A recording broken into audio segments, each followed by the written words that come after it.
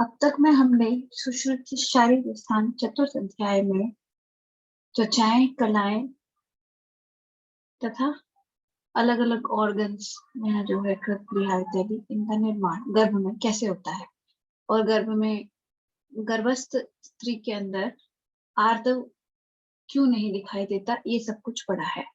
आगे बढ़ते हैं निद्रा के बारे में। सुश्रुत चतुर्थ अध्याय में निद्रा और उसके साथ आने वाली तंद्रा, आलस्य, जृंभा, इन सब की डेफिनेशंस बताई है। ठीक है, तो आगे बढ़ते हैं हुए हम लेते हैं 32वां श्लोक निद्रा के बारे में। निद्राम तु वैष्णवीम पापनाम पापमानम उपदिशन्ति। तो निद्रा वैष्णवी होती है और पापमानम, ये पापमानम ये तो होती है। ठीक है,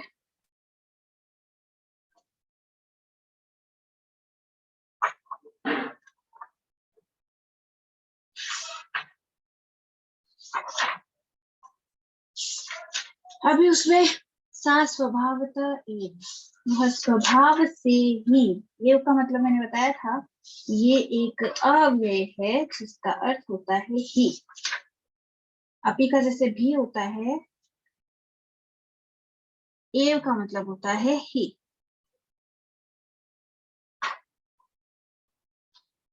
ठीक है, जो वैष्णवी निद्रा है उसको हम पापमानम भी बोलते हैं।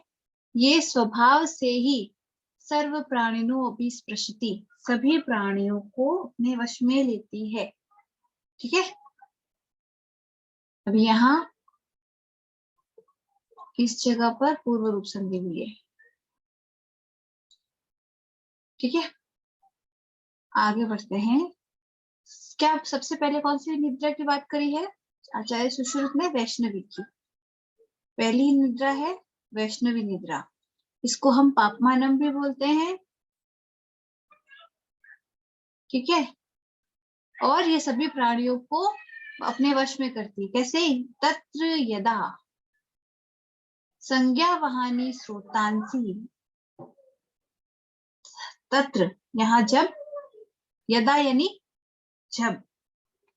देखो यदा और तदा ये भी अव्यय है, इन दोनों का मतलब होता है इसका जब और इसका मतलब होता है तब। ठीक है, तो तत्र यदा, यहाँ जब संज्ञा वहानी स्रोतांसी, संज्ञा को वहन करने वाले स्रोत। स्रोत कई प्रकार के होते हैं। संज्ञा वह स्रोत का क्या काम होगा? वो संज्ञा का वहन करेंगे। अभी संज्ञा क्या हुई? दूसरों चीजों को जानने की। ठीक है, हमारी जो ज्ञानेंद्रिया है वो हमें संज्ञा प्रदान करती है, इसलिए उनको ज्ञानेंद्रिया बोलते हैं। संज्ञा वहानी का मतलब होता है सीधा सीधा ज्ञान प्रदान करने वाली। जो हमारी ज्ञानेंद्रिया है उनको उन उनके जो चैनल्स हैं एक तरीके से संज्ञा वह स्रोत वही हुए जो ज्ञानेंद्रियों के चैनल्स हुए, यानी जो ज्ञान पहुंचा रही इधर से होता है। तो संज्ञावानी स्रोतांसी तमो भूयिष्ठ श्लेष्मा प्रतिपद्यते। तमो भूयिष्ठ श्लेष्मा, श्लेष्मा यानी कफ कैसा है? वो तमो भूयिष्ठ, जिसमें तम गुण की प्रधानता है, वह तमो भूयिष्ठ हुआ। ठीक है, जिसमें तम गुण की प्रधानता होगी वह तमो भूयिष्ठ होगा। तो तमो भूयिष्ठ श्लेष्मा जब संज्ञा वह स्रोतसों के अंदर प्रतिपद्यते पहुंचता है, कब? जब, तब, तदा तामसी नाम निद्रा, तामसी नामक निद्रा संभवती अनवबोधनी होती है। अनवबोधनी यहाँ कौन सी संधि है?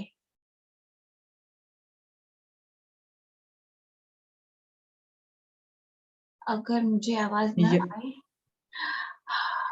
अभी भी नहीं आ रही, चैट में बताओ आज तो। यण संधि है और मुझे आपकी आवाज नहीं आ रही, तो मुझे फिर से कनेक्ट करना चाहिए। हेलो मैम, अब आ रही है? तो ये संभवती अनवबोधनी ये होती है कौन सी? तामसी नामक निद्रा। क्यों तामसी क्यों कहा है इसको? तामसी इसलिए कहा है कि ये श्लेष्मा के आवृत होने से होती है, और श्लेष्मा क्या होता है? तमोभूयिष्ठ, तम गुण की प्रधानता वाला। अब यहाँ एक चीज ध्यान देने वाली है, हमें त्रिगुण और त्रिदोष का पता होना चाहिए। ठीक है, त्रिगुण कौन कौन से है? सत्व, रज और तम। और त्रिदोष कौन से हैं? वात, पित्त और कफ। कफ को हम श्लेष्मा भी लिखते हैं। ये त्रिगुण है और ये त्रिदोष है। ये त्रिगुण जो है वो मानस मन मन में आते हैं, मानसिक चीजें हैं। और ये जो त्रिदोष हैं वो शारीरिक होते हैं। अब इन तीनों का आपस में क्या संबंध है? जो पित्त है वो सत्वगुण प्रधान होता है, जो वात है वो रजगुण प्रधान होता है, और जो तम है वो, जो कफ है वो तम गुण प्रधान होता है। ठीक है, ये बात को ध्यान में रखना।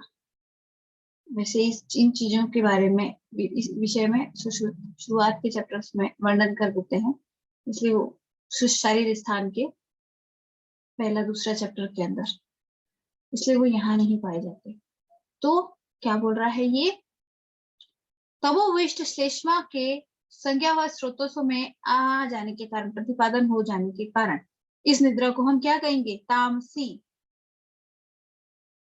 ठीक है, यह अनवबोधनीय होती है, यह अवबोधन नहीं करने देती, शरीर का जैसे लय हो गया ऐसा बताती है, अवबोधन नहीं होता है इसके अंदर, इसीलिए इसको अनवबोधनीय भी बोलते हैं। ठीक है, फिर आती है सा प्रलय काले, वो प्रलय काल में आती है। ठीक है, एक्चुअल में ये अनवबोधनीय होती है, यानी बोध का नाश करने वाली होती है, इसलिए इसको लय काल में, ये प्रलय काल में आती है। ठीक है, लय काल में। फिर है दूसरी, तमोभूयिष्ठा महसु निशासु च भवति। तमोभूयिष्ठ होने के कारण ये दिन और रात दोनों में होती है। ठीक है, या ये कह सकते हैं कि तमोभूयिष्ठम, जो तमोभूयिष्ठ लोग हैं, यानी जिनमें तम गुण की प्रधानता है, जिन मनुष्यों में तम गुण की प्रधानता है, उनमें ये दिन और रात दोनों टाइम में आती रहती है। जो तमोगुणी मनुष्य होते हैं उनमें रात दिन निद्रा का ही रहता है, कि हाँ बस बार बार निद्रा ही आ रही है, रात हो या दिनों को फर्क नहीं पड़ता। फिर है रजोभूयिष्ठा नाम अनिमित्तम, यानी कि रजोभूयिष्ठ जो लोग हैं उनमें कोई टाइम नहीं है, कभी भी आ भी सकती है और नहीं भी आ सकती। ठीक है, उनमें अनिमित्तम, नियम रहित होती है, मतलब कब आएगी और कब नहीं आएगी हम कुछ नहीं कह सकते। कभी तो 8-10 घंटे सो लेंगे और कभी पूरी रात जग लेंगे, इनको इनका कुछ फिक्स नहीं होता, कोई फिक्स शेड्यूल नहीं होता, फिक्स कुछ भी नहीं है। ठीक है, फिर आते हैं सत्वभूयिष्ठा नाम अर्धरात्रि। जो सत्वभूयिष्ठ लोग हैं वो आधी रात के समय, मतलब कि इनको आधी रात तक तामसिक निद्रा आती है, और आधी में, जो आधी रात के समय जब एक तरीके से इनका असर कम हो जाता है तम का, उसके बाद कम हो जाती है, मतलब निद्रा का नियम बदल, मतलब निद्रा जो बहुत ज्यादा अनवबोधनीय थी वो थोड़ी थोड़ी अबोध वाली हो जाती है। इनको आधी रात ही इतनी गहरी नींद आती है, उसके बाद में थोड़ी कम हो जाती है। फिर है शीर्ण श्लेष्मणाम अनिल बहुलाना, जिनको श्लेष्मा की कमी है, यानी कफ जिनका डाउन गया हुआ है और वात बढ़ा हुआ है, मना शरीर अभितापवताम च नैव, मतलब जिनको श्लेष्मा की कमी है, श्लेष्मा क्षीण होया हुआ है, और अनिल यानी वात है वो बढ़ा हुआ है, उनका मनी और शरीर दोनों में अभितापवताम, अभिताप होने के कारण निद्रा नहीं आती है। कौन सी? ये तामसी निद्रा। सा वैकारी की भवती, इसी को यह वैकारी की निद्रा है। ठीक है, भवतश्चात्र हृदय चेतना स्थानम उत्तम सुश्रुत देहिनाम। सुश्रुत, ये क्या है? संबोधन एक तरीके से। क्योंकि ये जो सुश्रुत संहिता है ये कैसे है, ये सुश्रुत आदि शिष्यों ने धन्वंतरी भगवान से जो सवाल पूछे सुश्रुत को आगे करके, या उन्होंने जो पढ़ाया है वो सब कुछ सुश्रुत का नाम लेके बोला है, क्योंकि सुश्रुत संहिता के सूत्र स्थान के प्रथम अध्याय में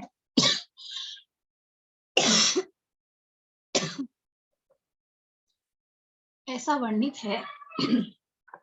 सुश्रुत संहिता के सूत्र स्थान के प्रथम अध्याय में साफ साफ ऐसा लिखा हुआ है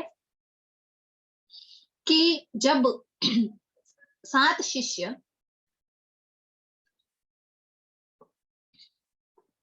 भगवान धन्वंतरी से शल्य तंत्र का अध्ययन करने की बात करते हैं, तो वो सब उनको ये भी कहते हैं कि हम सबको प्रतिनिधि के रूप में सुश्रुत आपसे प्रश्न पूछेगा, और फिर धन्वंतरी भगवान भी पूरा जब पूरा पढ़ाते हैं शल्य शास्त्र, तो उनको सुश्रुत के संबोधन से पढ़ाते हैं, इसलिए यहाँ पर संबोधन के तौर पर सुश्रुत बोला गया है। अभी यहाँ है कि क्या हृदय चेतना स्थानम उत्तम सुश्रुत देहिना, यानी कि सुश्रुत यानी कि उन्होंने सुश्रुत को संबोधित करते हुए ये कहा कि हृदय चेतना स्थान कहा गया है देही नाम यानी शरीरधारियों के लिए।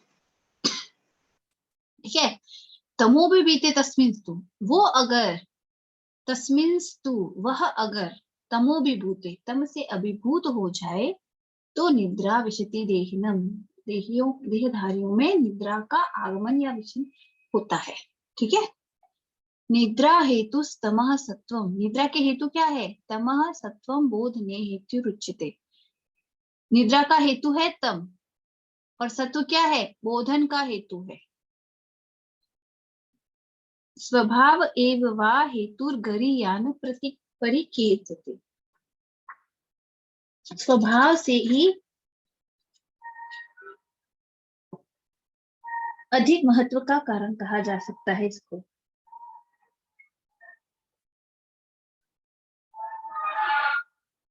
ठीक है, क्या ऐसा कहा जा सकता है कि ये यहाँ पर या स्वभाव ही इसके ऊपर मेन कारण कहा जा सकता है।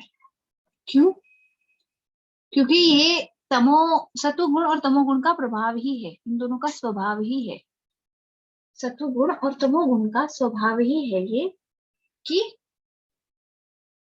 निद्रा तम गुण के कारण आती है और सत्व के कारण बोधन होता है। अभी तक मैं जितना पढ़ा 2-3 पैराग्राफ वो समझ में नहीं आया हो तो प्लीज मेरे चैट बॉक्स में बताएं। आज माइक में जो बोला जा रहा है मुझे सुनाई नहीं दे पा रहा।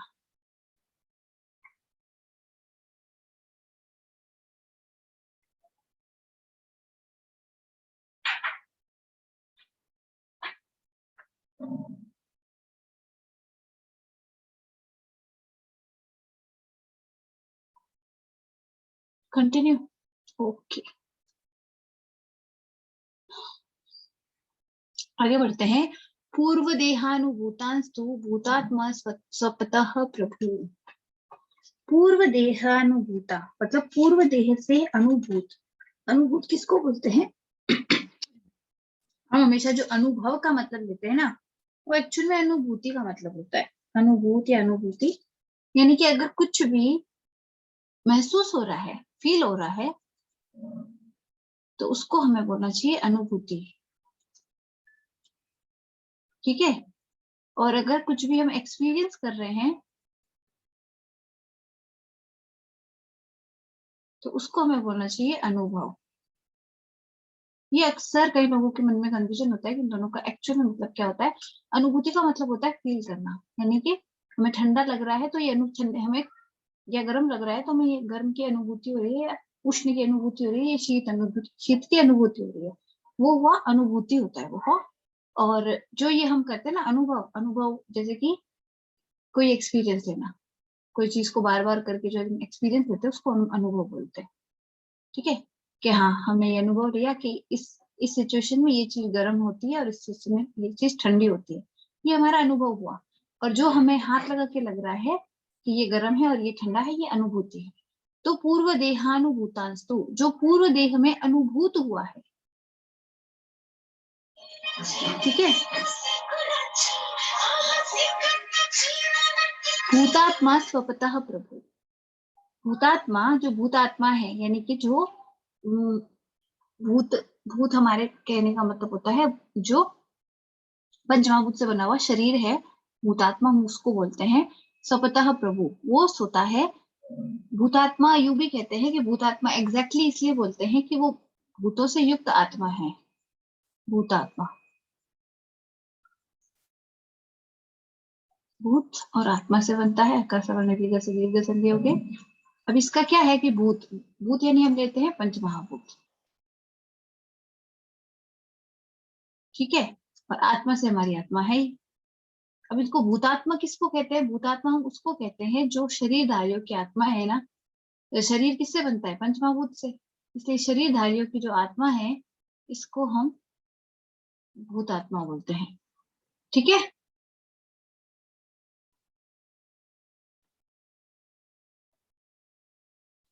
तो शरीरधारियों की जो आत्मा है, यानी जो भूतात्मा है, यानी जो भी हम मनुष्य या इसी प्राणी की बात कर रहे हैं हम यहाँ पर, वो जब सोता है तो पूर्व देह से अनुभूत जो उसकी निद्रा है उनको भी अनुभूत करता है, फिर से अनुभूत करता है। रजोयुक्त मनसा, रजोयुक्त, रज से युक्त जो मन है, ग्रहणात्यर्थान शुभान शुभान, वो अशुभ और अशुभ अर्थों का ग्रहण करती है।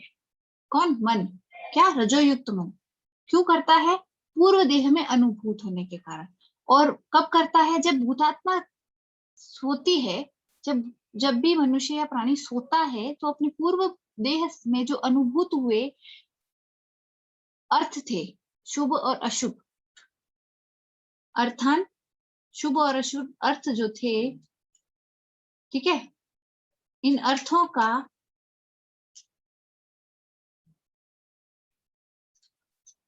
अनुभव या अनुभूति कब करती है भूतात्मा? इसकी अनुभूति भूतात्मा को सोते समय होती है। किसके द्वारा? रज युक्त मन के द्वारा।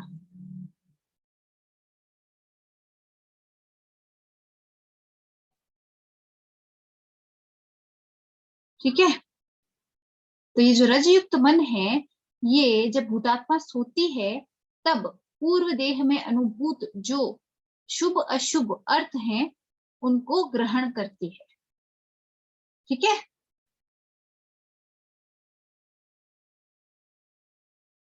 इसीलिए हमने देखा होगा कि एक छोटा बच्चा जब सोता है तो उसको कुछ सुनाई नहीं दे रहा होता, कुछ दिखाई नहीं दे रहा होता, वो नींद में होता है। कभी मुस्कुराता है और कभी रोता है, सोते हुए भी। उसे कुछ पता थोड़ी चलता है, बहुत छोटा बच्चा जिसे कुछ पता नहीं चल रहा होता, वो नींद में मुस्कुराता है, रोता है। और जबकि उसको स्वप्न भी याद नहीं आते, क्योंकि वो तो उसने तो देखना भी शुरू नहीं किया। तो उस वक्त जो उसको स्वप्न आते हैं वो पूर्व देह में अनुभूत आते हैं। इस वजह से तो उसका जो रजयुक्त मन है वो उस समय के शुभ और अशुभ कर्मों को या जो भी घटनाएं हुई है उनका अनुभूति करता है। इस वजह से जब शुभ की अनुभूति होगी तो वो मुस्कुराएगा, और अशुभ की अनुभूति हो तो वो रोता हुआ दिखाई देगा। उसके एक्सप्रेशन इस वजह से चेंज होते हैं, ऐसा सुश्रुत का कहना है, ठीक है। नेक्स्ट श्लोक में आते हैं। कर्णानां तु वैकल्ये तमसाभिप्रवर्तते अस्वपन्नपि भूतात्मा प्रसुप्त इव चोच्यते।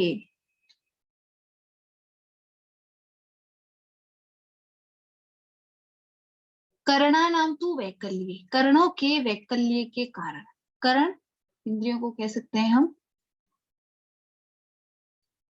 इन कर्णों के वैकल्य के कारण।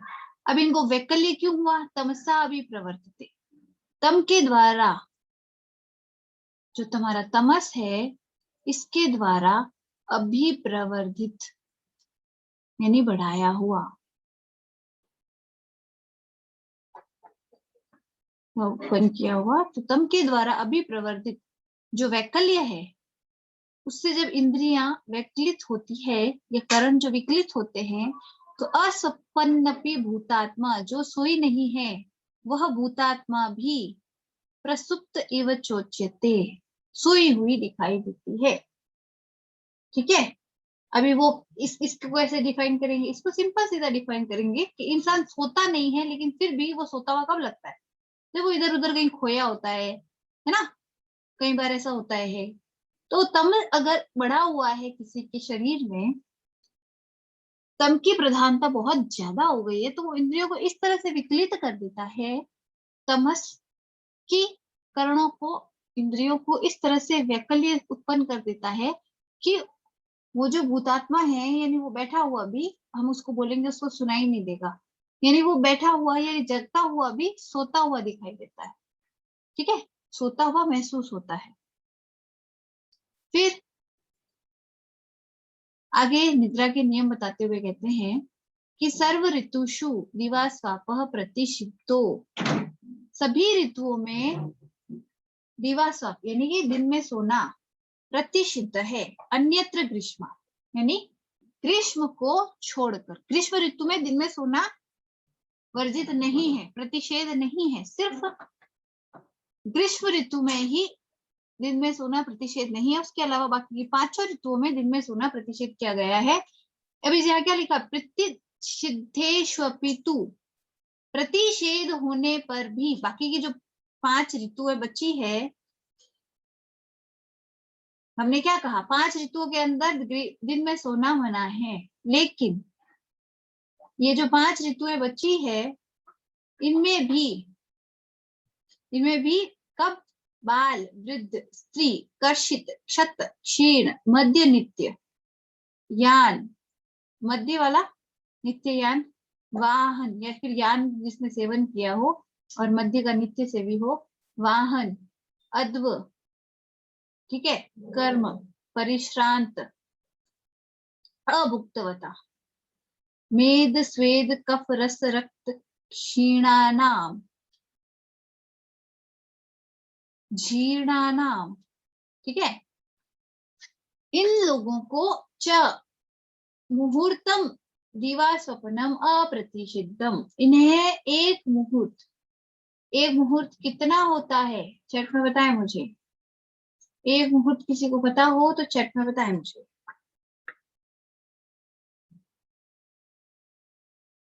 48 मिनट, एब्सोल्युटली राइट, 48 मिनट होता है एक मुहूर्त।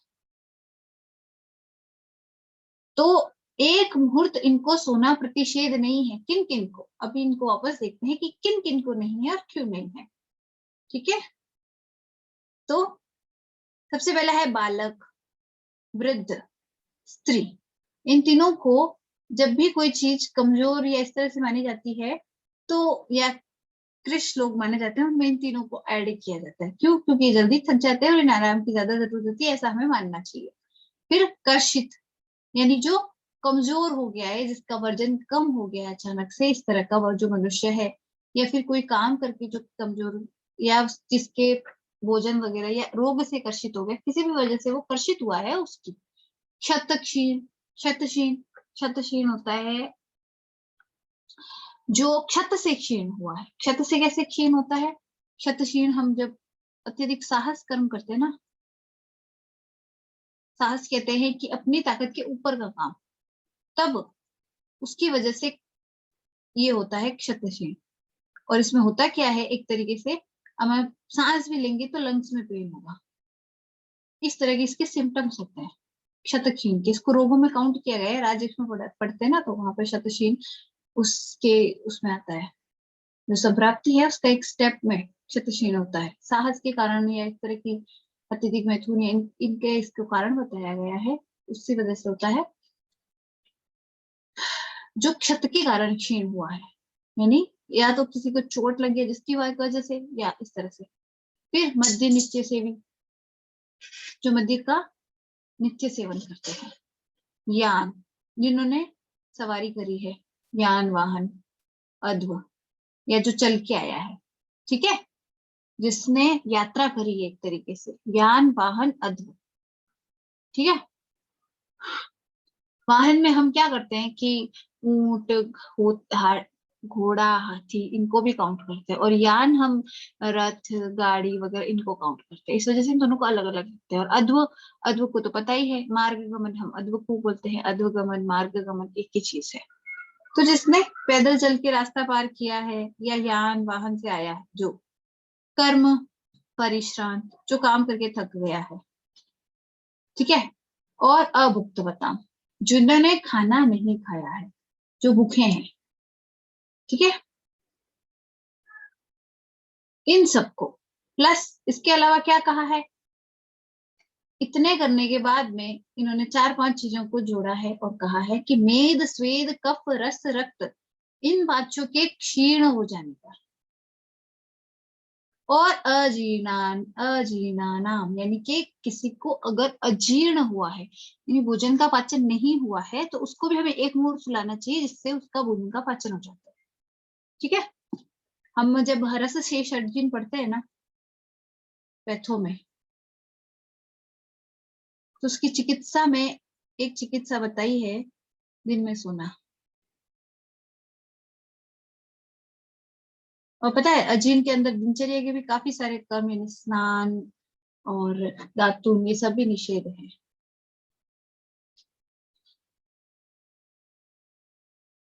ठीक है। तो अजीर्णी और कौन, जो क्षीण हुआ है, जिसके अंदर क्षीण हुआ है, किसका, मेद स्वेद कफ रस और रक्त का, इनका क्षय हुआ है जिसके अंदर, वो सब, इन सबको क्या, एक मुहूर्त दिवा स्वप्न प्रतिषेध नहीं है, यानी कि ये एक मुहूर्त यानी 48 मिनट दिन के अंदर सो सकते हैं। किसमें, बाकी की ऋतुओं में, ग्रीष्म ऋतु में तो सभी सो सकते हैं। ये हुआ दिन में सोना। इसके अलावा रात्रो अपि जागृतवतम, जो रात में जागे हैं, जागृत कालाद अर्धम इष्यते दिवा स्वप्नम, उनको जागृत काल का आधा समय दिवा स्वप्न करने की इजाजत है, यानी दिन में सोने की इजाजत है। अब यहाँ कौन सी संधि हुई है, रात्रा होगी। मुझे चैट बॉक्स में ही बताना, क्योंकि मुझे आज आवाज नहीं आ रही है।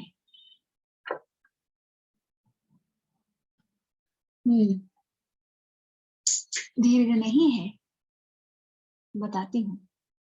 रात्रौ अपि,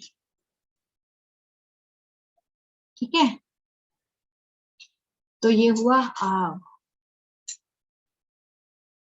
ये हुई क्या, अयादी संधि। और आव कैसे हुआ, ए ओ ऐ और ओ, इसमें क्या होता है, अ औ आय आओ। यहाँ क्या है, आओ, क्योंकि यहाँ रात्रो है, ठीक है। यहाँ थी अयादी संधि। रात्रौ अपि, यानी रात्रि में भी जागृत वताम, जो जागे हैं, जागृत काल अर्धम, जागृत कालादर्धम, जागृत काल का अर्ध यानी आधा समय, यानी कोई 8 घंटे जगा है रात में पूरी के पूरे, तो उसको दिन में सिर्फ 4 घंटे सोना है, ठीक है। 8 घंटे दिन नींद नहीं निकालनी है। इष्यते, ऐसा बताया, मतलब इतना इष्यते, इष्यते का मतलब ये क्या कहते हैं, आइडियल, एक तरीके से आइडियल है दिवा स्वप्न, इतना सो जाना चाहिए, इतना बताया जाता है दिवा स्वप्न, कितना, आधा। फिर आगे बता रहा है, विकृति ही दिवा स्वप्नो नाम, दिन में सोने से विकृतियां होती है, यानी दिन में सोना ही एक विकृति है, ठीक है। विकृति ही दिवा स्वप्नो नाम, दिवा स्वप्न का नाम ही विकृति है। तत्र स्वपताम अधर्म, क्यों, क्योंकि दिन में सोने से अधर्म और सर्वदोष प्रकोपश्च, माने और, तो सर्वदोष प्रकोप और अधर्म होता है दिन में सोने से, इसलिए दिन में नहीं सोना चाहिए। तत्प्रकोपाच, इन सर्वदोष के प्रकोप से क्या होता है, कास श्वास प्रतिशाय शिरो गौरव अंग मर्द अरोचक ज्वर अग्नि दौर्बल्य, ये सब हो जाता है।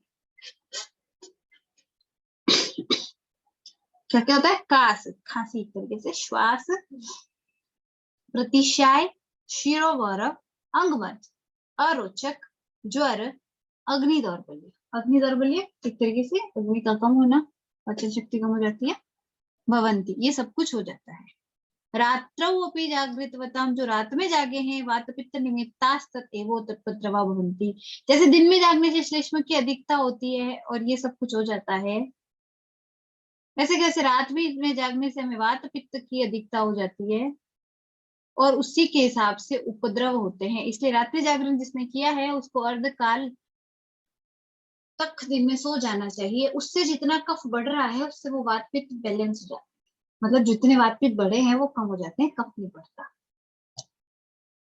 ठीक है, ये समझ में आ गया? आगे बढ़ू, चैट बॉक्स में बताया मुझे।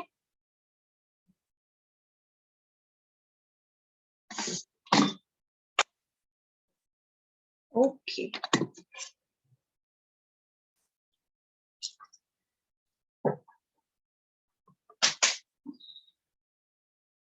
भवांती छात्र फिर से बता रहे हैं, तस्मा न जागेया रात्रो, इस वजह से, तस्मात, या क्या था? तस्मात,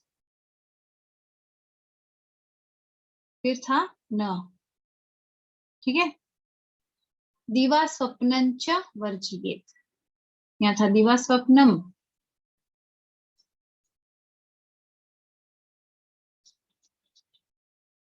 च वर्जियेत, इसलिए रात्रि में जागना नहीं चाहिए और दिन में सोना नहीं चाहिए।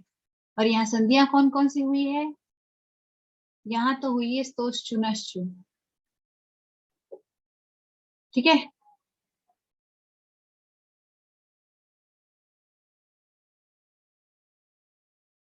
और यहाँ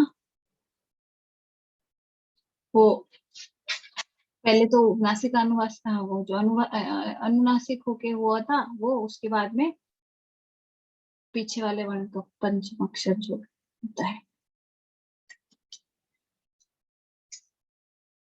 नहीं वो नहीं हुआ। यहाँ जो था खर, इसको हमने इसमें बदलना है, अनुनासिक वर्ण में बदला है, जो हमारा पांचवा अक्षर है उसमें, तो मुझे याद नहीं आ रहा, तो वो संधि हुई है। फिर है ज्ञात्वा दोष करावेतो बुध स्वप्नम मितम चरेत, यहाँ जो दोष कर भाव हैं उनको जानकर, ठीक है, दोष कर एतो, दोष करा एतो, एतो यहाँ द्विवचन है, तो इन दोनों दोष कर भाव कौन से? रात्रि जागरण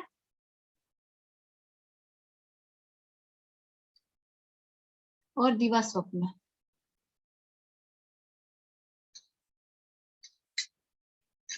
इन दो दोषों को जानकर, दोष करो एतो, यानी इन दोनों दो दोषों को, दोष कर भावों को जानकर, ज्ञातवा बुधा स्वप्नम मितम चरित, जानकर स्वप्नम मितम चरित, मित स्वप्न करना चाहिए, मित मतलब बैलेंस्ड, बैलेंस्ड निद्रा या बैलेंस्ड सोना, ये करना चाहिए हमें, क्योंकि हमें पता है बैलेंस्ड कैसे, अगर बाई चांस किसी दिन जागना पड़ भी गया रात को, तो दिन में सो लेंगे, किसी दिन में सोना पड़ गया, तो हमें क्या करना है, वो सब चीजों का ध्यान रखते हुए इन चीजों को बैलेंस रखना चाहिए। क्यों? क्योंकि अगर इनको बैलेंस नहीं रखा तो ये दोष कर भाव हैं और दोषों को उत्पन्न करेंगे। किस प्रकार के दोषों को उत्पन्न करेंगे वो हमें पता है। देन आगे बढ़ते हैं, अरोगः सुमना एवं बलवर्णान्वितो वृषः नाति स्थूलकृशः श्रीमान् नरो जीवेत् समाशतम्।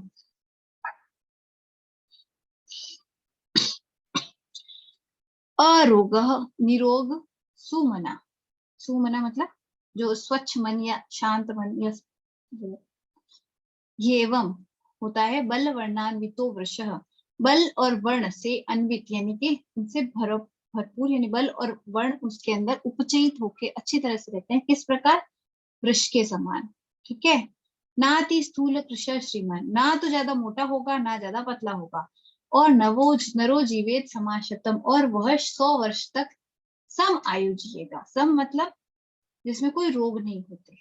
तो जिसको ये सब चरा पता है और जो इस मित्र स्वप्न को धारण करेगा, मित्र स्वप्न को यानी कि स्लीप, बैलेंस्ड स्लीप लेगा जो, उसे क्या होगा, वो अरोगी होगा। सुमन यानी कि उसका मन स्वच्छ रहेगा। वो बल और वर्ण से अन्वित होगा। किस प्रकार से, वृक्ष के समान, एक बैल के समान। नाति स्थूल कृश श्रीमान, वह ज्यादा पतला या ज्यादा मोटा नहीं होगा, उसका शरीर सम रहेगा। और 100 वर्ष की आयु वह स्वस्थ रूप से गुजार पाएगा, उसे कोई रोग नहीं होगा। ठीक है, यहां तक समझ में आ गया। आगे बढ़ती हूँ। अगर नहीं आए तो मुझे चैट बॉक्स में मैसेज डाल देना, मैं चेक कर लूँ कहीं पर भी कुछ समझ में नहीं आए तो। फिर आगे बढ़ते हैं। निद्रा सात्वी कृता यस्तु रात्रौ च यदि वा दिवा। अगर किसी को सात्वी कृत हो गया है, सात्वी हम किसको बोलते हैं, अगर हम कोई चीज इतनी रेगुलर करें कि वो नुकसान करने वाली भी है तो भी शरीर में नुकसान नहीं करती, ठीक है, उसके शरीर को आदत लग जाए, उसको हम बोलते हैं सात्वी होना। ठीक है, तो दिन में और रात में निद्रा को, निद्रा सात्वी कृत यस्तु च यदि वा दिवा, जिसने रात्रि या दिन में जैसी भी निद्रा है उसमें उसको सात्वीकृत कर रखा है।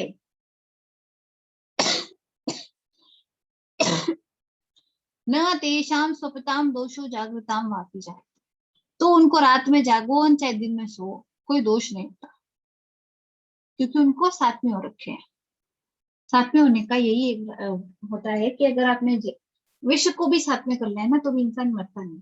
साथ में करण का ऐसा वो प्रभाव होता है। ठीक है, तो यहाँ इन्होंने इसी को पैकेट में एक अपठित मतलब इसको बताया जो उसको बोलते हैं, वहां इन्होंने लिखा है दिवा रात्रो चाहिए नित्यम स्वप्न जागरण उचिता। मतलब इसका सेम है, दिवा रात्रो चाहिए नित्यम, दिन या रात में जो नित्य में स्वप्न जागरण उचिता। यहाँ क्रमशः देखा जाए तो दिन में स्वप्न और रात्रि में जागरण होता है। ठीक है, इनको करने के आदि हैं तो उनको कोई प्रॉब्लम नहीं होती है। न तेषाम सुप्ताम दोषो जागृताम वापी जाए थे, उनको दिन में सोने से या रात में जागरण करने से कोई प्रॉब्लम नहीं होती, यानी उनके मतलब उनके अंदर कोई दोष उत्पन्न नहीं होता। लेकिन हम ये भी नहीं कहते हैं, यहाँ पर ये भी नहीं लिखा है कि वो बलवान या इस तरह से कुछ होगा। नॉर्मल जिंदगी वो जी सकता है लेकिन उसमें दोषों की उत्पत्ति नहीं होगी। ठीक है, फिर निद्रा नाशो, निद्रा का नाश कब होता है, अनिलात पित्तात मनस्तापात क्षयादपि। यहाँ हलंत है।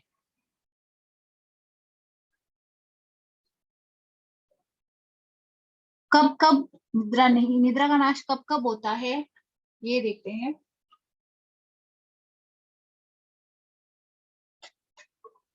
और इस दोष की शांति कैसे की जाए इसका भी इस श्लोक में बताया गया है, सीधा सिंपल है। क्या श्लोक कहता है, निद्रा नाशो नीलात पित्तान मनस्तापा शयादपि संभवत्यभिघाता च प्रत्यनीकै प्रशाम्यति। यानी निद्रा नाशो, निद्रा नाश कैसे होता है, तो अनिलात पित्तात मनस्तापात क्षयात, ठीक है, और संभवत्यभिघाता च, क्या पहले बोला है संभवती, संभवती क्या, संभवती क्या होता है, संभवती मतलब होता। ठीक है, निद्रा नाश, निद्रा नाश। अब नाशः को नाशो कैसे हुआ ये तुमको पता है, मैंने समझ में बताया है। विसर्ग को स, फिर रुत्व और उससे उ कैसे होता है, और उ से उसके बाद यण होके नाशो कैसे बनेगा। ठीक है, निद्रा नाशः संभवती, निद्रा नाश होता है किस किस से होता है, तो सबसे पहले अनिलात यानी कि वात से, दूसरा पित्तात यानी कि पित्त से। निद्रा आने का कारण क्या था, श्लेष्मा था, लेकिन वात और पित्त क्या है, नाश के कारण है। तापा मनस्तापा, यानी कोई मानसिक पीड़ा है, किसी को टेंशन है उसकी वजह से। क्षयाद, ठीक है। और अभिघात, कितने कारण है? 5 कारण है। क्षय और अभिघात से भी वात पित्त की वृद्धि होती है, ये इनडायरेक्ट यही कारण हुआ, ठीक है। और मनस्तापात होता तो इससे भी बाद में यही है, क्योंकि मनस्ताप से रज की वृद्धि होती है, ठीक है। और इस रज की वृद्धि से वापस वात पित्त की वृद्धि हो जाती है, रज की। तो कुल मिला के हो तो क्या रहा है, वात पित्त की वृद्धि होने से ही हो रहा है सब कुछ, लेकिन और रज सत्व के कारण, लेकिन खास तौर से ये 5 कारण माने जाते हैं कि वात की वृद्धि, पित्त की वृद्धि, मनस्ताप यानी किसी का मन ठीक नहीं है, मनस्ताप है, मन में विघात, मन में पीड़ा हो रही है, मानसिक वेदना है किसी को तो मनस्तापात। क्षयात, क्षय हो गया है किसी को, अब क्षय शरीर क्षीण होने से हो सकता है, रोग होने से हो सकता है, ठीक है। और अभिघात यानी किसी को चोट लगी, ठीक है। चोट लगने से भी वात और पित्त की कफ वृद्धि होती है। तो अनिलात, पित्तात, मनस्तापात, क्षयात, अभिघाताच्च निद्रा नाशा संभवती, इन सबसे निद्रा का नाश होता है। प्रत्यनीकै प्रशाम्यति, और ये जो पीड़ा है इसकी शांति किससे होती है? प्रत्यनीक। प्रत्यनीक का मतलब क्या होता है? प्रत्यनीक का मतलब होता है कि जो कारण है ना किस चीज को उत्पन्न होने के, उनका उल्टा कुछ भी करो तो उसको प्रत्यनीक बोलते हैं। प्रत्यनीक चिकित्सा भी इसीलिए बोला जाता है। जो हमारे निदान है ये 5, इन निदानों का प्रत्यनीक यानी उल्टा करना है हमको। तो कैसे? भाई हमें वात को कम करना है, पित्त को कम करना है, मन को शांत करना है, क्षय हुआ है तो वृद्धि करनी है, और अभिघात हुआ है तो हमें उसे ठीक करना है। अगर इन 5 का प्रतिकार किया जाए तो वो प्रत्यनीक कहलाता है, और उसी से इस दोष का शमन होता है, फिर निद्रा आने लगती है, ठीक है। फिर आगे बढ़ते हैं।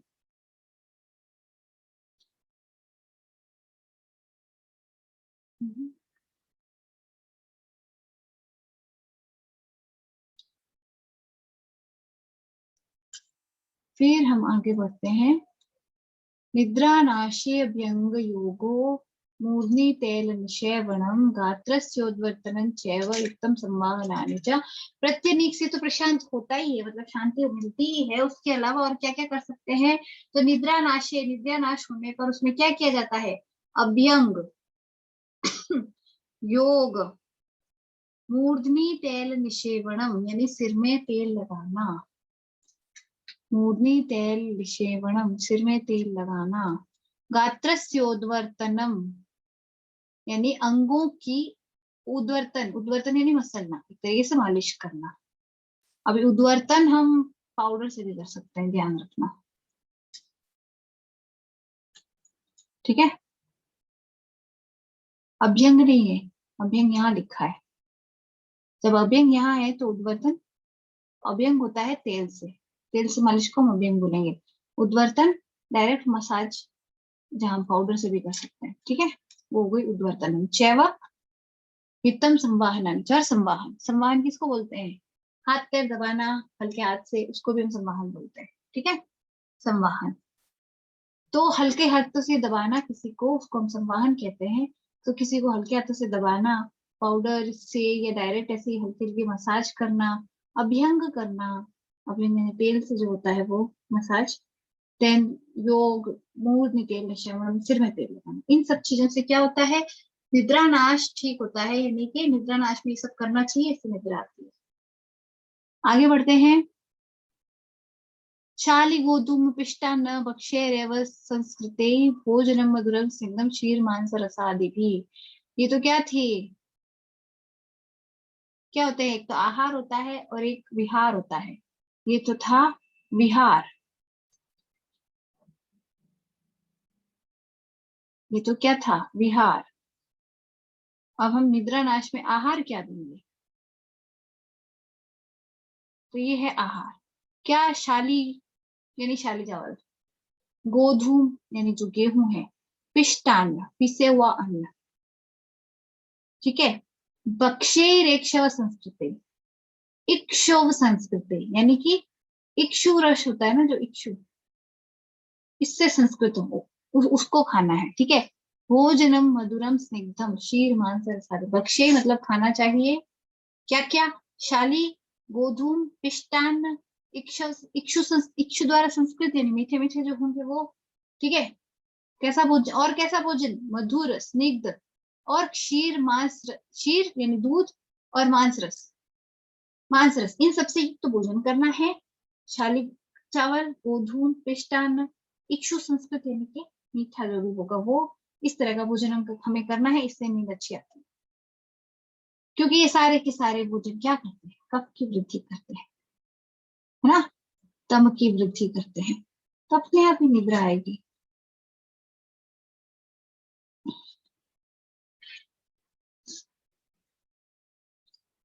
आगे बढ़ते हैं।